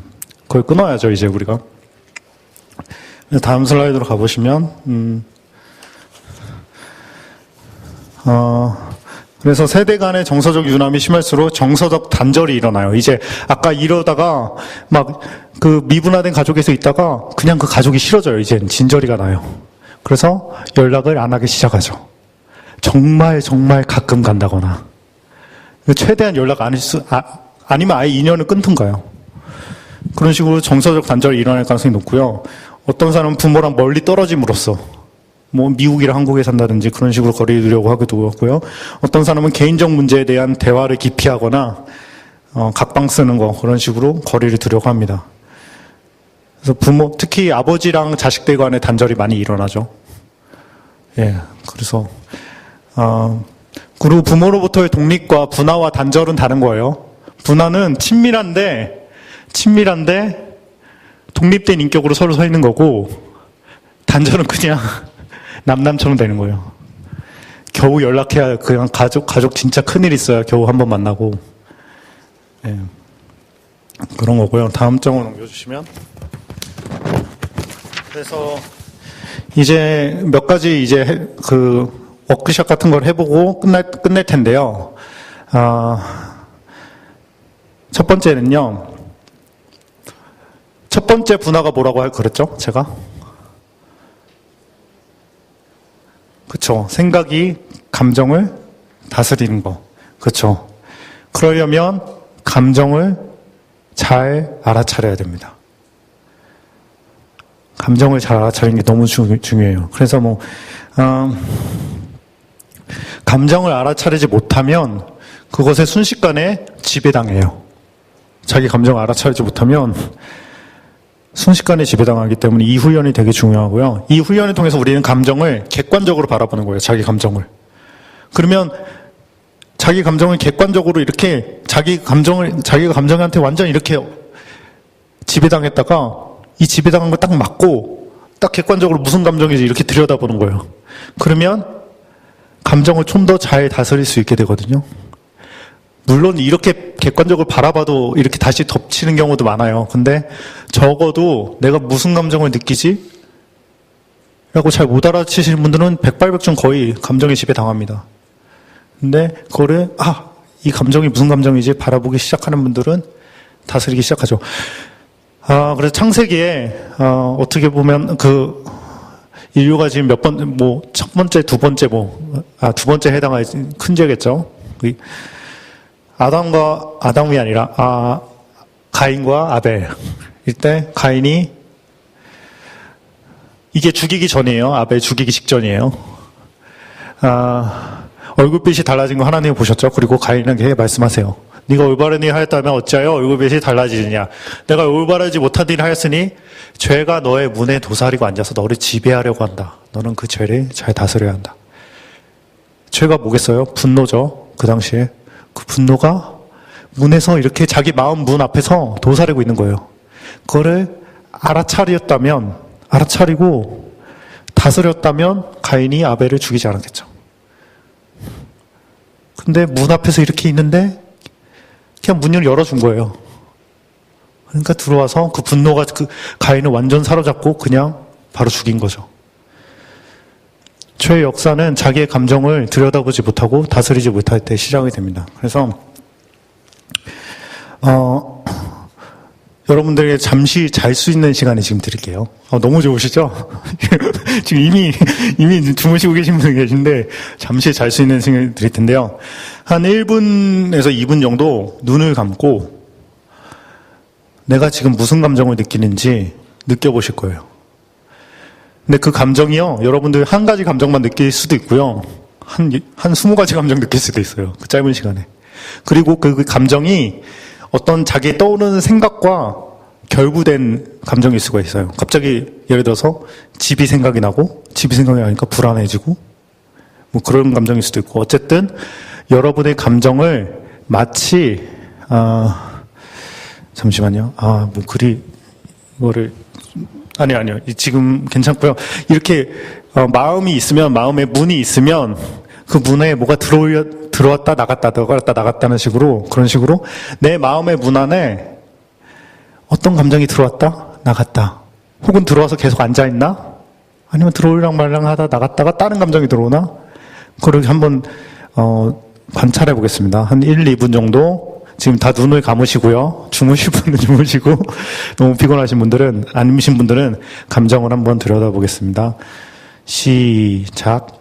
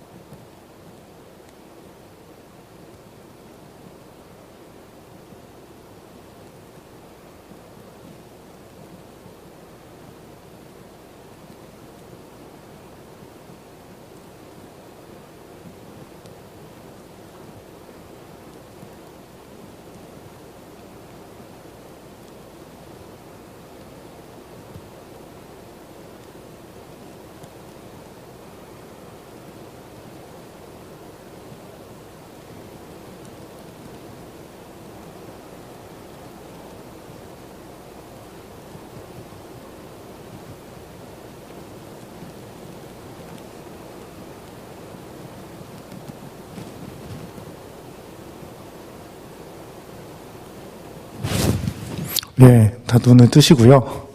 너무 좋죠. 저도 지금 여기서 눈을 감고 있었는데 너무 좋더라고요. 이 릴렉스 되는 기분하며 막. 어떤 감정을 느끼셨는지 좀, 목사님은 어떤 감정을 느끼셨어요? 어떤 생각하시고? 아무 생각이 없었는데요. 감정이나 전혀 없으셨어요? 이런 경우는 굉장히 특이한 케이스입니다. 사실 보통 무슨 생각들이 이게 눈을 감으면 떠오르다가 막 확 사라졌다가 떨어졌다 보통 그러거든요. 정말 없어졌어요. 주무셨군요. 이번에는 조금 피곤하니까 그냥 졸리기만 했어요.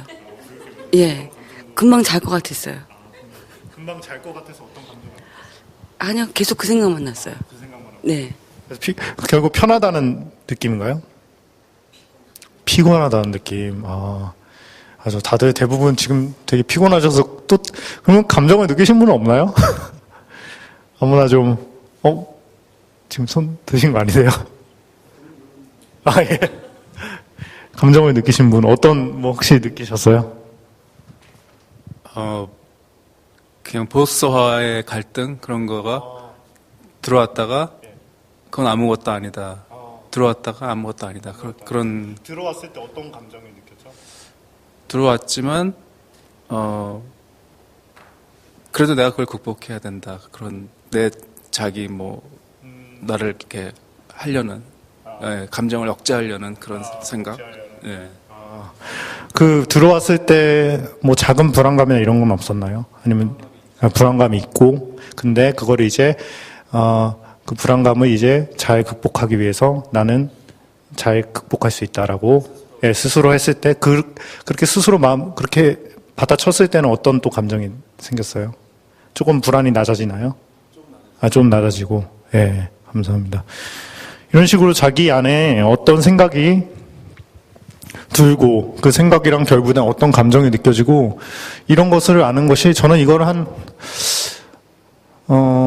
저는 이게 하나님께 기도하기 전에 여러분들이 한 5분 정도 눈 감고 있다가 한번 들여다보셔도 좋을 것 같아요. 왜냐하면 우리가 하나님한테 가서 막 이렇게 막 하소연할 수도 있는데 하나님께 사실 가기 전에 한 번쯤 돌아보는 거죠. 내가 무슨 생각을 하고 있지? 무슨 감정을 느끼지? 그래서 하나님, 제가 돌아보니까 한 5분 정도 돌아보니까 제 마음에 불안함이 있네요. 하나님, 제 마음에 섭섭함이 있네요. 그 사람에 대한. 하나님, 제가 마음을 들여다보니까 제 안에 화난 마음이 있어요. 그걸 들여다보시고 여러분들 누구 찾아갈 때도 준비해서 찾아가시잖아요. 할 때 있잖아요. 누구랑 찾아갈 때. 하나님께 갈 때도 준비해서 찾아가는 게 때로 필요하거든요. 그 거룩하신 분에게 갈 때도 우리가 물론 너무 좋으신 분이라서 어떻게 보면 또 친구 같은 분이시기도 하셔서 우리가 막 찾아가도 괜찮겠지만 때로는 내가 무슨 감정 느끼고 있는지 어떤 생각하는지 생각하고 가시는 것도 좋은데요. 저는 개인적으로 이게 저의 가족 관계를 굉장히 많이 바꿨어요. 이렇게 제 감정을 도서관에 앉아있다가도 한 1, 2분 눈 감고 내 감정을 들여다보고 내 문 앞에 무슨 죄가 도사리고 있지 않나, 어떤 감정이 도사리고 있지 않나 계속 봐주는 거예요. 그러면 이게 어떻게 되냐면요, 나중에요 부부싸움 하는 상황에서 제 감정을 바라보고 있어요. 그러면서 기도해요. 하나님, 제가 지금 분노를 가 있는데요, 이 분노를 붙잡아 주세요. 제가 이 분노를 제발 다스릴 수 있게 해주세요. 이 분노를 다스리는 게 너무 힘듭니다, 하나님. 하지만 제가 분노를 바라보고 있습니다. 이렇게 감정을 바라볼 수 있으면요, 그 감정 때문에 그 분노가 와이프까지 가지 않아요. 물론 갈 때도 있죠. 감정을 바라본다고 다 다스리는 건 아니거든요. 근데 바라보기 시작하면 여러분들이 다스리기 시작을 하세요. 근데 그게 없으면 무조건 그냥 쏟아붓는 거예요. 그래서 여러분들이 평소에 하셔야 할 부분이 그냥 차 마실 때도 좋고요. 차 마시고 그냥 눈 감고 그냥 TV 잠깐 끄시고 인터넷 너무 많이 하지 마시고 끄시고 그냥 내가 하루간에 느꼈던 감정들이나 지금 느껴지는 감정들 같은 거를 계속 돌아보세요. 그게 진짜 시작입니다. 너무 중요한 시작입니다. 두 번째 슬라이드로 가면요. 감정 알아차리고 그랬고요. 그래서 두 번째 분화 중에 하나는요. 감정과 사실의 분리예요. 느껴진 감정이 팩트가 아니에요, 여러분들. 되게 어릴 적의 생각이세요. 근데 대부분의 사람들은 느껴진 감정이 사실이라고 믿어요. 예를 들면 부부 남편이랑 있는데 나를 무시하는 느낌 받았어요. 느낌이에요. 느껴졌어요. 느낌이 느껴졌어요. 그러면 바로 나가요. 야봐, 나라는 당신 어떻게 나를 무시하는 이러면서 바로 나갈 수 있죠. 왜냐하면 거기에는 뭐가 깔려 있는 거예요? 내 느낌은 팩트다. 사실이다. 근데 아니에요. 예를 들면요. 가정폭력을 되게 많이 받은 아이들의 특징은 뭐냐면요. 다른 사람이 나를 공격하려고 하고 있다라고 착각을 해요. 느낌상. 그래서 너 왜 걔 때렸어? 하면 걔가 나를 먼저 때리려고 그랬어요. 근데 물어보면 안 해요. 근데 자기 느낌이 사실이라고 믿고 있는 거예요. 여러분들 자기 느낌은, 여러분들 감정이 결코 사실이 아니에요. 누가 날 무시하고 있다는 느낌, 무시할 수도 있어요. 예를 들어서. 근데 나는 10을 무시했다고, 10 정도의 크기로 무시했다고 생각하는데 그 사람은 사실 2 정도 크기예요. 그냥 무시한 것도 아니고 사실 그냥 약간 장난친 수준일 수도 있는데 그 사람은 10의 감정을 느끼고 제가 나 무시했어? 하면서 다신지 안 봐. 이런 식으로 하는 거죠. 그래서 감정과 사실의 분리를 하는 것이 되게 중요하고, 그래서 분화가 되기 시작하면 어떻게 되냐면요. 나는 무시받은 느낌이 들어요. 그러면 여러분들, 그러니까 이제 드디어 사람이 되는 겁니다. 여러분들 기뻐하셔야 돼요. 동물이 아니라. 동물은 자극이 오면 무조건 바로 나가죠. 반응하죠. 인간은 멈춥니다. 자극이 오면 멈춰요. 내가 무슨 감정이 들지? 멈춘 다음에 내가 무시받은 느낌이 드네? 근데 이게 정말 저 사람이 나를 정확하게 무시한 건가? 그렇게 생각을 하기 시작해요. 하나님이 주신 선물인 생각을 하기 시작해요. 내가 혹시 무시한 거 아닌데 내가 혹시 하나님이 주신 선물을 사용하지 않아서 내 감정을 100% 믿어가지고 저 사람한테 같이 욕을 하면 저 사람 나 무시하지 않았는데 내가 상처 준 거거든요. 하나님 보시기에 죄를 범한 거거든요. 그러니까 이제 우리가 갖춰야 될 것은 누가 먼저 자극을 하면요. 멈추세요 일단. 그리고 그 감정을 느끼고 그 감정이 정말 팩트인지 돌아보는 거예요. 그래서 생각을 하는 거죠. 하지만 나는 무시받는 느낌이라는 감정이 들었을 때 하지만 실제로는 그렇지 않을 수 있어. 남편, 남친, 남자친구죠. 남친은 나를 무시하지 않을 수 있어. 만약 무시했어도 내가 느끼는 정도로 무시하지 않았을 수 있어. 나는 나의 감정을 곧바로 사실로 받아들이지 않아. 조금 감정이 가라앉으면 그 사람과 천천히 이것을 가지고 얘기해 볼 수 있어. 이렇게 되는 거예요. 그래서 여러분들, 제가 제일 친한 친구가 밤에 걸려와서 약간 자살을 하고 싶다는 식으로 막 얘기를 하는 거예요. 목소리가 떨리면서. 그날 저도 되게 힘들었죠. 제일 친한 친구인데 어렸을 때부터, 10살 때부터 친구인데 20대 중반에 그 친구가 이제 너무 삶이 힘들어서 새벽 이제 전화 와가지고 나 죽을 것 같다고, 나 죽어야 될 것 같다고 막 이러면서 목소리 떨면서 그런 거예요. 새벽에. 근데 제가 그 친구한테 그때 했던 말이 너의 감정에 속지 말라고. 감정에 속지 말라고. 여러분들 감정에 속지 않는 게 너무 중요합니다. 그 친구가 왜 그렇게 우울을 자주 느끼냐면요. 부모님한테 되게 학대까지 아니겠지, 학대 비슷한, 하여튼 되게 많이 상처를 입고 자랐어요. 어릴 때부터 너무 우울했어요. 근데 여러분들 감정 습관인데요. 습관이 되잖아요. 그래서 그 친구는 어렸을 때 너무 우울했는데 너무 막 아빠가 너무 힘들게 하고 그래서 우울이 습관이 돼가지고 20대 슬퍼할 일이 아닌데도 우울이 계속 감정 호르몬이 계속 습관이 돼서 분비가 되는 거예요. 걔가 슬퍼해야 될 상황은 이제 끝났는데 그 집도 그렇게까지 예전만큼 아닌데 걔는 아직도 어린 시절을 살고 있는 거예요. 그 감정이 아예 패턴이 돼가지고. 그래서 제가 너 그 감정에 속지 말라고 정신 똑바로 차리라고. 여러분들 그 바울의 이야기를 기억하셔야 됩니다. 세상에 어떤 피조물도 그 우리를 향한 하나님의 사랑에서 우리를 끊을 수가 없습니다. 여러분들이 아무리 우울하고 아무리 절망스럽고 난 나를 죽이고 싶어. 나는 왜 이래 못났어. 나는 왜 이래. 나는 가치가 없어. 할 때 그런 감정이 느껴질 때 그 감정조차도 하나님의 여러분들을 향한 사랑을 끊을 수가 없어요. 그건 그냥 느껴지는 생체 호르몬이에요. 그거를 당당하게 알아차리시고 하나님의 사랑이 더 크다는 것을 기억하셔야 돼요. 그래서 어쨌든 그 감정에 사로잡히지 않는 것이 굉장히 중요합니다. 그래서 지금은 이제 행동이 바뀌는 거죠. 이제 옛날 같았으면 그냥 당신 어떻게 나한테 부족해 뭐 이렇게 나갔을 것이 이제는 지금 몸도 피곤하고 감정적으로도 너무 예민해서 지금 이것을 가지고 얘기하면 좀 서로가 상처만 입을 것 같아. 내가 좀 마음을 추스릴 수 있게 시간을 줄래요? 하나님과도 대화를 해보고요. 그런 식으로 타임아웃을 하는 거예요. 그리고 하나님께도 가고 자기 감정을 들여다보기도 하고 하나님 어떻게 하면 좋을까요? 어떻게 하는 게 지혜롭게 하는 걸까요? 하면서 들여다보고 한참을 들여다본 후에 가는 거죠. 그럴 때는 여러분들 그럴 때 가면요. 갈등이 더 큰 사랑을 낳습니다. 이렇게 가면요. 하나님한테 가고 자기가 자기 마음을 잘 들여다보고 충분히 소화시키고 다시 갈등의 현장으로 가면 그 갈등이 서로 비온 후에 땅이 개는 것처럼 더 단단한 사랑들을 만들어 가요. 근데 그냥 그런 거 없이 그냥 자극이 오면 뭐 동물처럼 그냥 계속 받아치고 서로 받아치면 서로 그냥 처참하게 전사하는 거죠.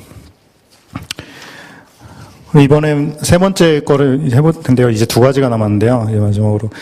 가족의 역할이 아닌 한 고유한 인격을 가진 사람으로 보는 건데요. 잠시 또 이거는 눈을 감으시고요. 예, 음악이 나오는지 틀어볼게요.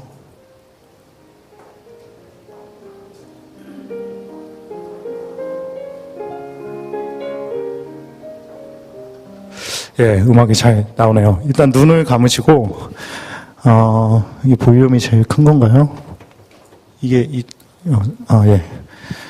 해주시면, 예.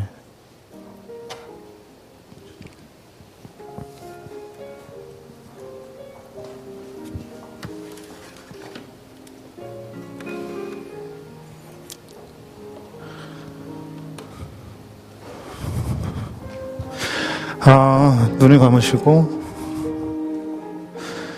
가족을 역할이 아닌 한 고유한 인격을 가진 사람으로 바라보겠습니다. 눈을 감고 잠시 어머니를 떠올려 보십시오. 이제 그분의 모습을 바라보는데 어머니가 아닌 한 여인으로 바라보십시오. 그 사람을 어머니가 아닌 여인으로 바라볼 때 드는 내면의 변화를 관찰하십시오. 그리고 물으십시오. 어머니란 이름으로 살아왔던 저 여인의 삶은 어떠했고 또 지금 어떠할까?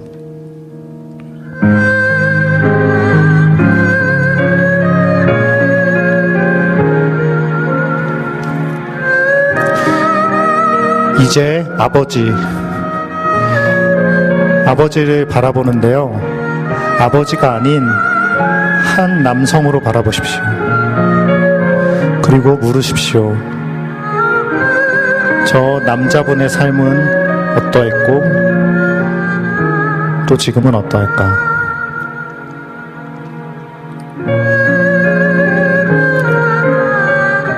이제 배우자나 연인을 떠올리십시오. 그분을 부인이나 남편이 아닌 한 남성분, 한 여성분으로 바라보십시오. 나의 아내라고 불려지는 저 하나님이 보내신 저 수녀분을 내가 어떻게 도와드릴 수 있을까?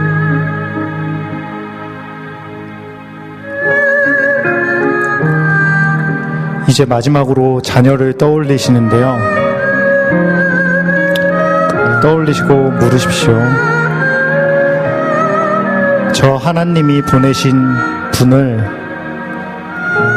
내가 어떻게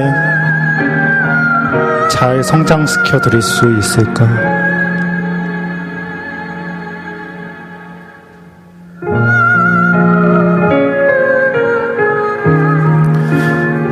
눈을 뜨시고요.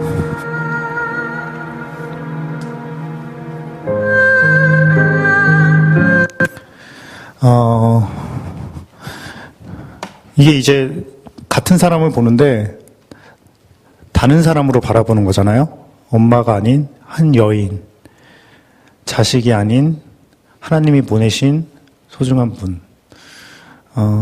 그렇게 좀 다른 시선으로 바라봤을 때 어떤 느낌이 있으셨는지 좀 나눠주실 분 있어요?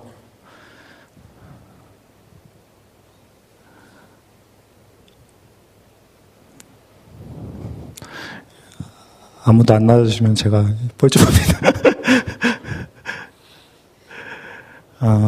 보면 앞에 있는 목사님이 이제 조금 낯설었던 것 같고요. 어머니가 아니라면 그냥 한 사람의 여잔데 나한테 그렇게까지 할 필요가 없었는데 참 나를 위해서 참 많은 희생을 하셨고 많은 사랑을 하셨구나. 또 아버지 같은 경우도 그냥 한 남자로 보았을 때 그분도 나름대로 또 힘들고 어려운 일들이 있었을 것이고 또 그분만이 또 어떤 인생의 짐들을 지고 갔을 것이고 그렇지만 또 아버지라고 하는 역할을 또 하신 것이고 또 그분을 통해서 제가 또 받은 것들이 있고 또 제 아내도 한 사람의 여자로 했을 때 세상에 수많은 여자들이 있는데 누가 나를 위해서 그렇게 희생하고 헌신하고 할 수 있을까? 이 사람한테 왜 그런 짐이 이분에게 이 여자에게 그런 짐이 지워졌을까? 이런 생각이 좀 들었고요. 이제 자녀들 같은 경우도 자녀는 자녀지만 또 그는 자기의 인생이 있는 것이고 자기의 길이 있는 것이고 그것을 이제 뭐 저의 어떤 소유나 저의 어떤 제가 원하는 저의 그런 인생을 살도록 하게 하는 게 아니고 자기의 인생, 자기의 그 길을 가야 되는 그런 사람이다라고 하는 그런 생각이 좀 들었어요. 너무 감사합니다. 저를 살려주신 아무도 말씀 안 하실 때. 예, 그렇게 우리가 그 사람을 어떤 시선으로 바라보냐에 따라서 저희 관계가 달라집니다. 저도, 저희 와이프를, 제 와이프가 내일 올 건데요. 내일 올 건데, 와이프가 저보다 9살 어려요. 9살 어리다 보니까 되게 어리거든요. 근데 9살 어리면 어떻게 되냐면요. 저도 모르게 무시하려고 그래요. 그냥 애같이 보이잖아요. 무시하려고 되거든요. 근데 거기서 이제 저를 지켜주는 것이 이거예요. 저 머릿속, 그러니까 와이프한테 그렇게 부르질 않아요. 하나님이 보내신 저 숙녀분. 이렇게 부르지 않는데, 속에서, 왜냐하면 너무 권력의 차이가 나니까, 나이가 차이가 나오니까, 힘의 차이가 나니까 제가 자꾸 하대하려고 하기 때문에, 존경을 표하기보다 약간 가볍게 여기고 그러기 때문에, 속으로, 하나님이 보내신 저 숙녀분. 속으로 되게 그렇게 많이 불러요, 와이프를. 그러면, 하나님이 보내신 저 숙녀분한테 함부로 소리 질 수 있습니까? 함부로 무시할 수 있습니까? 그러면 누구의 화를 입게 될까요? 보내신 분. 하나님이 얼마나 마음 아프시고, 그러실 거잖아요? 그러니까, 여러분들 속으로 꼭 겉으로 그렇게 부르시지 않으셔도 속으로 그렇게 계속 바라보십시오. 그럼 여러분들의 그렇게 바라보는 것이 여러분의 죄된 행동들을 지킵니다, 이렇게. 넘어서지 않도록. 이제 마지막, 프로그램 해볼 건데요. 그 다른 인격을 가진 다음 걸로 가주시면요. 다른 인격을 가진 분의 삶을 경험하는 건데요. 이제 아까는 잠시 그 시선을 바꾸는 거였는데 이번에는 좀 부모님을 부모님으로서가 아니라 한 사람의 인간으로서 만나볼 것입니다. 그래서 다시 눈을 감으시고요. 이거 마지막입니다. 이제 이거 끝나는데 한 5분 정도 걸립니다. 그래서 눈을 감으시고요. 이제 부모님의 한 사람의 인격으로서 경험할 것입니다.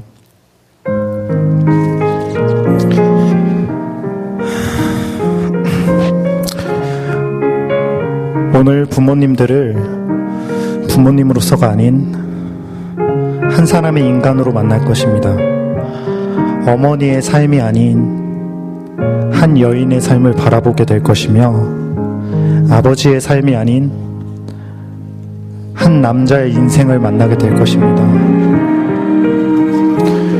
어린아이, 소녀, 청년, 그리고 아내가 되고 엄마가 되고 노인이 된 사람을 만나게 될 것입니다. 이제 모두 눈을 감으십시오. 이제 우리는 소위 부모 자식이라는 인연으로 이 땅에서 만난 한 인간의 인생으로 들어가 볼 것입니다. 지금 이 순간 어머니나 아버지 중에 당신을 더 힘들게 했거나 상처를 더 많이 주었거나 여전히 갈등 중에 있는 분을 선택하십시오. 부모님들이 모두 돌아가셨다면 마음에 여전히 앙금으로 남아있는 분을 선택하십시오. 이제 그분의 과거로 가볼 것입니다. 여러분은 이제 그분 자신이 되어볼 것입니다. 그분의 몸 안으로 들어가서 그분이 되었다고 상상해 보십시오. 그분의 바라보는 것을 여러분도 바라보고 그분이 느끼는 것을 여러분도 느낀다고 상상하십시오. 이제 여러분들은 부모님이 자란 고향 마을, 고향집으로 가서 그분들의 삶을 경험할 것입니다. 5분 정도의 충분한 시간 동안 찬찬히 그분의 삶을 경험하십시오. 특별히 그 아이가 느꼈을 어려움들을 경험하십시오. 그 어려움이 가난이었을 수도 있고 부모로부터의 무시나 학대, 무관심이었을 수도 있고 질병이었을 수도 있고 그 어떤 다른 어려움이었을 수 있습니다. 그 아이가 겪었던 한 가지 고통스러운 사건에 집중해서 묵상하셔도 좋고 어린이부터 청소년, 청년 그리고 여러분이 낳고 기르시던 때의 어려움들 그리고 노년 될 때까지 자기 삶과 고난을 주마등처럼 경험해도 좋습니다. 부모님 자신이 되어보는 것이 좋지만 그렇게 상상하는 것이 힘들다면 바로 옆에서 부모님을 바라보는 관찰자가 되어도 좋습니다. 그럴 때 사진첩에서 보았던 부모님의 어린 시절을 떠올리거나 어릴 적 보았던 부모님의 젊은 시절 모습을 떠올려서 상상해도 좋을 것입니다. 중요한 것은 그분들을 부모님이 아닌 한 사람의 연약한 아이로 한 명의 인생으로 경험하는 것입니다.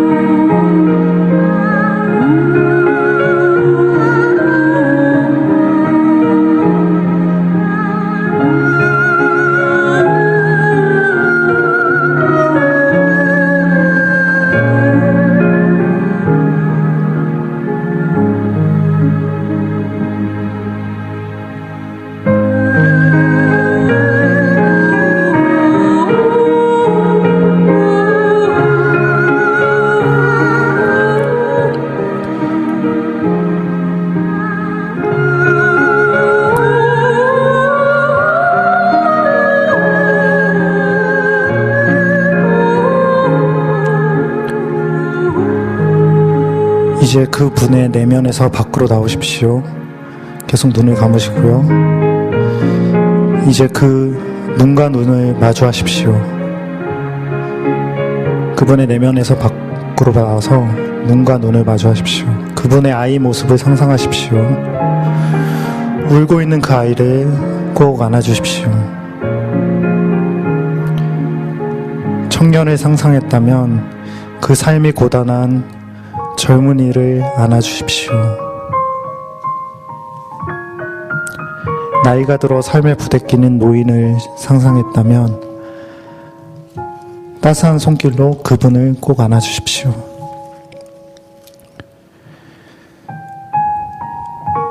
그냥 그대로 안아주십시오. 위로가 필요한 아이입니다. 울음을 참아왔던 인생입니다. 충분히 안아주었다면 그 아이에게 하고 싶은 말을 해주십시오.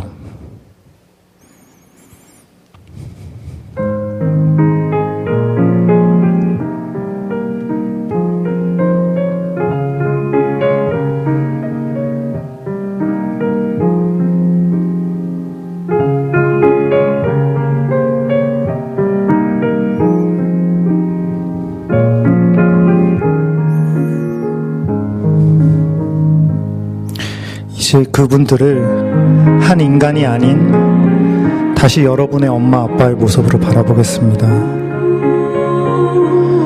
그분들이 여러분께 이렇게 말씀하십니다. 아들아, 딸아, 미안하구나.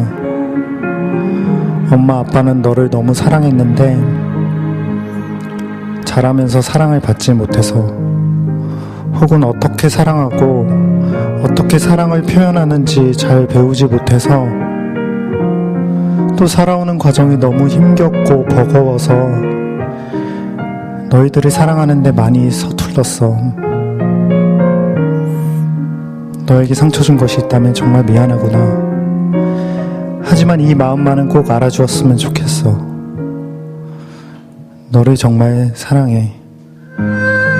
아빠, 엄마는 너를 정말 사랑한단다.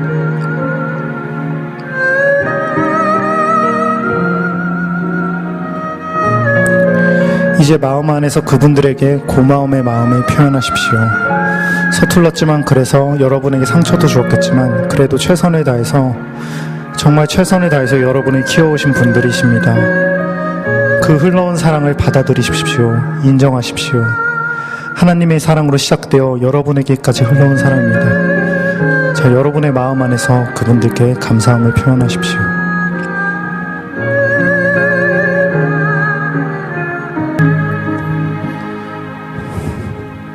자, 이제 눈을 뜨도록 하겠습니다. 예.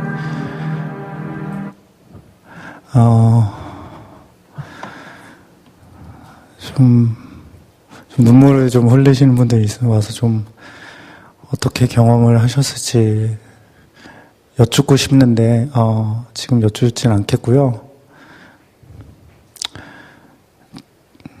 저는 어릴 적에 저도 아버지를 참 미워했는데요. 자라면서 어느 날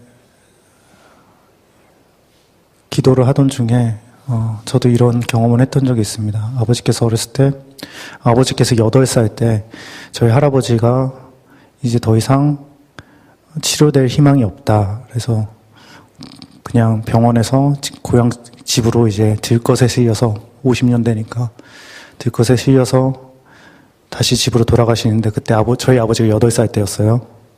그걸 보면서 그 들것에 실려서 병원에서 집까지 가는 것들이 얼마나 처참했는지 모른다라는 말씀을 하셨는데, 저도 그 아버지의 이때 하나님께서 마음을 주셔서 그 아버지의 내면으로 들어가 봤어요. 8살 아이에. 너무 처참하더라고요. 그 8살 아이가 아버지가 이제 죽으러 가시는데 더 이상 치료의 희망이 없고, 그 지켜보는 그 8살 아이가 느꼈을 마음이 너무 처참해서 그때 참 많이 울고 처음으로 아버지를 이해했어요. 아버지가 얼마나 힘들게 살아오셨는지를. 지금은 감사하게 되게 저희 가족이 굉장히 많이 회복이 되어서 되게 행복한 가정이 되었는데, 시간이 있으실 때 더 이런 작업들을 해보셨으면 좋겠어요. 부모님의 내면으로 들어가시고 아니면 부모님의 삶을 한 인간으로서 어떻게 겪었는지를 아시면 여러분들이 하나님께서 흘러온 사랑을 인정하게 될 것입니다. 받아들이게 될 것입니다. 마지막으로 이건 이제 끝인데요. 흘러온 사랑을 수용하고 감사한 다음에 그 다음 장으로 가주시겠어요? 예. 이제 우리가 이런 받은 사랑은 인정하고 받아들이고요. 하지만 하나님께서 우리에게 바라시는 것은 우리 죄의 역사도 가족을 통해서 흘러나옵니다. 인류의 죄의 역사들이. 그래서 아까 보시면 여러분들의 가족사에서 그리스도의 거룩한 성화의 길을 걷기 위해 끊어야 할 죄의 고리가 있습니다. 삼각관계일 수 있고요. 중독일 수 있습니다. 성미급함, 다 분화가 안 돼 자기의 감정을 다스리지 못해서 그것들이 계속 내려갑니다. 과도한 밀착, 숨막히죠, 관계들이. 과도한 기대, 부모님의 기대, 과도한 기대, 아이들 너무 힘듭니다. 쉽게 화내기, 과잉보호, 아이와 나를 구별을 못하죠. 그래서 아이가 스스로 잘할 수 있는 힘을 줘야 되는데 감싸도이다가 아이가 망칩니다. 정신질환, 우울증, 불안증, 학대, 과도한 사랑이 오고 자신이 바라는 것을 자녀에게 강요 등등 하나님께서 가족을 통해 사랑을 보내주시면 감사하고 또 앞으로 끊어야 할 죄의 고리와의 싸움에 함께 해달라고 기도하는 것이 너무 중요할 것 같습니다. 그래서 우리가 감사하면서 부모님의 부모님, 또 부모님의 부모님, 부모님의 부모님의 부모님, 그리고 하나님 사랑을 흘려보내주셔서 감사합니다. 하지만 하나님 그 사랑에 주신 사랑에 힘입어서 이제 하나님 제가 결단한 것이 있다면 제가 세상에서 높은 사람이 되거나 세상에서 잘난 사람 그런 것이 중요한 게 아니라 하나님 이 가족에게 흐르고 있는 죄의 역사가 있다면 제가 결단코 끊는 것을 시작해보고 싶습니다. 100% 끊을 수 없더라도 그 길을 시작하겠습니다. 하나님 저와 함께 해주세요. 하나님 저와 함께 해주시고 저희 가족이 단지 교회 출석하는 가족이 아니라 정말 믿음의 유산으로 사랑의 가족으로 설 수 있도록 하나님께서 지켜주세요. 저희는 연약합니다. 라고 기도하는 그렇게 저희들이 방향을 잡아갔으면 좋겠습니다. 내일 이제 부부관계에 나오고요. 이제 사랑이 다시 흘러온 것이 두 사랑이 만나고 이제 나중에 흘러가는 부모 자녀 관계까지 나오는데요. 이 시간을 통해서 정말 하나님이 바라시는 하나님 나라의 회복의 역사들이 우리 가족 안에서 시작되기를 간절히 기도합니다. 예, 감사합니다.